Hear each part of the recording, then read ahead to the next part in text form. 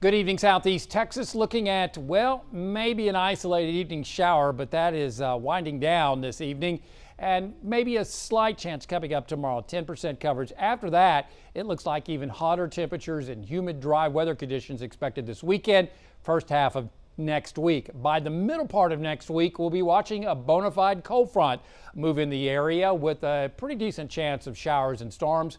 We certainly need more than what we're going to get out of that. I've said that many times, but it's true. Hopefully we can get an overperformance, get well more than what we expect. Following the frontal passage late next week, we'll see temperatures cooler, but near normal. At least we won't be above normal the way it's looking as we head towards late next week.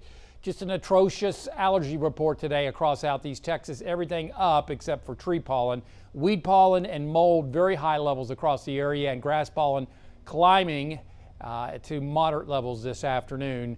And looking at temperatures over the next, 6 days, well above normal. Good 5+ degrees above normal with lows in the lower 70s, at least here in Beaumont, and into the low to mid 90s. Now, after that front comes through, we'll be closer to normal. Still going to be above normal, but closer to normal, which is generally in the mid 60s and highs in the mid 80s. And we'll be very close to that coming up late next week. So as you can see, very little rainfall the next 5 days.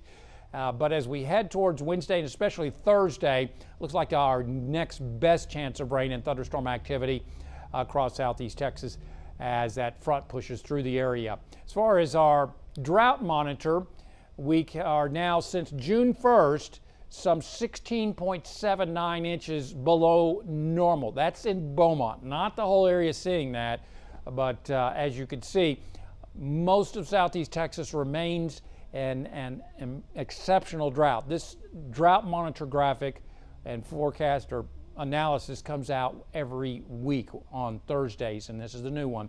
There has been some improvement in towards Tyler County, western Tyler County, and western Hardin County back over into Liberty County, but the rest of the area remains unchanged, unfortunately. In the upper levels of the atmosphere, we're going to be watching high pressure, which has been the culprit in our drought, rebuild across our region, and that means hot, dry weather conditions expected this weekend into the first half of next week. But changes are coming as this ridge of high pressure breaks down. We'll be watching low pressure and a trough of low pressure sweep on down, at least this is the latest modeling, move a front into our area as we head towards, say, Thursday and Friday of next week. Now, this could change, but that's the latest that we have as far as what we're looking at as far as the forecast. And tonight, as I said, maybe an isolated shower, but it looks like things are winding down now. We should see mostly clear skies, but patchy fog is going to be in the forecast overnight and tomorrow morning. Should see about 70 in the lakes, low to mid 70s in the triangle. And although this model does not show it, I'm going to go with just a very isolated 10% coverage coming up tomorrow. I think there's going to be enough moisture and instability to warrant that, regardless, expecting highs mainly in the mid 90s. On the Gulf of Mexico, slightly choppy seas are expected around 2 to 3 feet. We'll see easterly winds at 10 to 15 knots, some occasional 20-knot gusts possible. High tide tomorrow afternoon in Sabine Pass is at 4:11 p.m. So tonight, again, things winding rapidly down, just a very isolated shower and thunderstorm from the lakes area, inland Southeast Texas, and in the triangle. This is our new graphic, and we're not just going to do lakes and triangle anymore. We're expanding it. So many years growing up here, it's always been the lakes and the triangle. But if you're in Buna, Silsbee, Koontz, or Sour Lake, are you in the triangle? Or are you in the lakes area? So this ought to help you guys out a little bit and give you a little better idea of what you can expect, because a lot of times you're so much different as far as your forecast compared to the triangle or the lakes area. So for the triangle tomorrow, that's Jefferson and Orange counties tomorrow. We'll go partly sunny, a 10% coverage of an afternoon shower or storm, highs mainly into the low to mid 90s.